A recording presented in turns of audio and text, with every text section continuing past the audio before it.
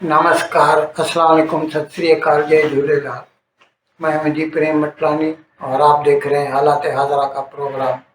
हकीकत ये है, इब्तदा में आपसे दरख्वास्त है, चैनल ज़रूर सब्सक्राइब करें। दोस्तों, आजकल दुनिया बड़ी तेज़ी से बदल रही है। रात को सोते हैं, सुबह को जागते हैं तो पता चलता है कि कल रात ये जो चीज़ चल रही थी अभी वो बेकार हो गई है और नई टेक्नोलॉजी मुल्क में आम हो गई है। ये पुरानी बहस है, आज से 100 साल पहले से चल रही है। मैन वर्सेस मशीन, पहले इसको ऐसे कहते थे। कई फिल्में भी बनी थी, शायद आप लोगों में से किसी ने नया दौर देखा हो, दिलीप कुमार और वैजयंतीमाला की फिल्म, उसमें ये दिखाया गया था। तो बदलते वक्त के साथ अगर इंसान या मुल्क अपने आप को नहीं बदलते तो वो तरक्की की दौड़ में दूसरों से पीछे रह जाते हैं।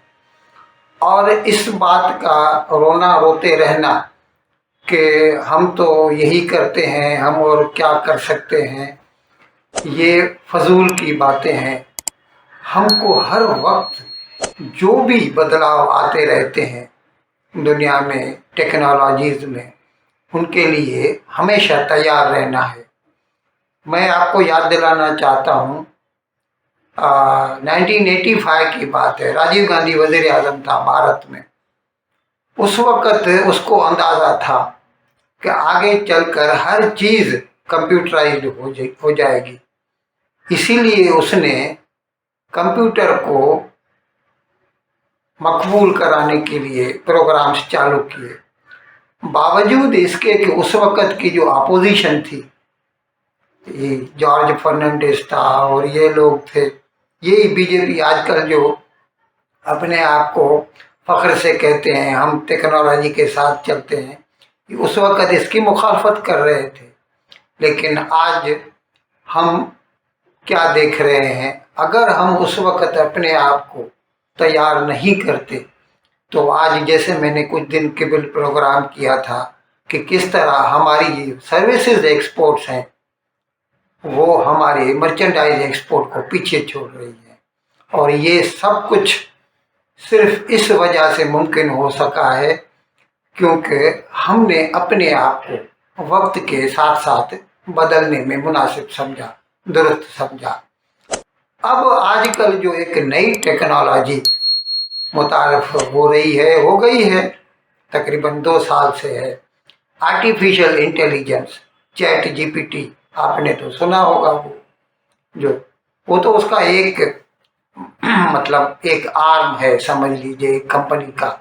बाकी तो अभी आर्टिफिशियल इंटेलिजेंस जो है ना, हर जगह अभी घर करती जा रही है।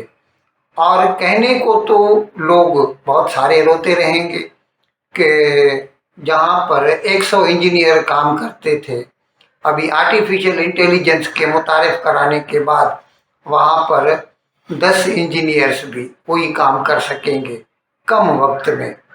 लेकिन ये सब कहने की बातें होती हैं। हमारा जो तजुर्बा रहा है पिछले 70 साल का, वो यही है कि बदलती टेक्नोलॉजी कुछ दिनों के लिए तो डिस्टर्ब करती है जॉब मार्केट को, लेकिन आगे चलकर इससे फिर एक नया जो है ना जॉब मार्केट पैदा होता है। जैसे भारत में कंप्यूटर जो स्किल्ड वर्कर्स हैं उनका जॉब मार्केट पैदा हो गया है, जिसकी वजह से मैंने अर्ज किया कि आजकल भारत जो है सर्विसेज एक्सपोर्ट में मर्चेंडाइज से आगे बढ़ गया है। बावजूद इसके कि हमारी मर्चेंडाइज एक्सपोर्ट्स भी बढ़ती जा रही हैं, लेकिन उसकी एक लिमिट है, जबकि सर्विसेज एक्सपोर्ट्स की कोई लिमिट नहीं। इसके लिए हमें सिर्फ मैं आपको एक छोटी मिसाल देना चाहूँगा। एक बार माइक्रोसॉफ्ट का जो मालिक था, अभी तो उसने रिलिंक्विश कर दिए, वो ज़्यादातर खैरात के कामों में लगा रहता है, बिल गेट्स की बात कर रहा हूँ मैं। उससे पूछा गया था कि आपको कंपटीशन से डर नहीं लगता, तो उसने कहा था कि भाई साहब, मेरा काम है कंप्यूटर पे काम करना और ये हर कोई कर सकता है। इसके लिए हमें एक टेबल कुर्सी चाहिए और उसके साथ कंप्यूटर और इंटरनेट की कनेक्शन चाहिए। You are in business. फिर जितना कोई काम कर सकता है। तो यहाँ पर भी ये ऐसे ही है। आर्टिफिशियल इंटेलिजेंस के लिए हमें पढ़े लिखे बंदे चाहिए जिनको आर्टिफिशियल इंटेलिजेंस का इल्म हो। अब भारत वैसे भी इवन अदरवाइज पूरी दुनिया में अपनी एजुकेशन का डंका बजा रहा है, बजा चुका है, क्योंकि इस वक्त बड़ी बड़ी कंपनियों के सॉरी जो चीफ एग्जीक्यूटिव ऑफिसर्स हैं वो भारतीय निजाद मिलेंगे आपको। लेकिन इसके साथ साथ अभी भारत ने ये जो आर्टिफिशियल इंटेलिजेंस है इसको ध्यान में रख के मौजूदा सरकार ने जो है artificial intelligence India AI mission launch किया है और उसके तहत 200 जो है इंडिया AI डेटाबेसेस कायम किए हैं।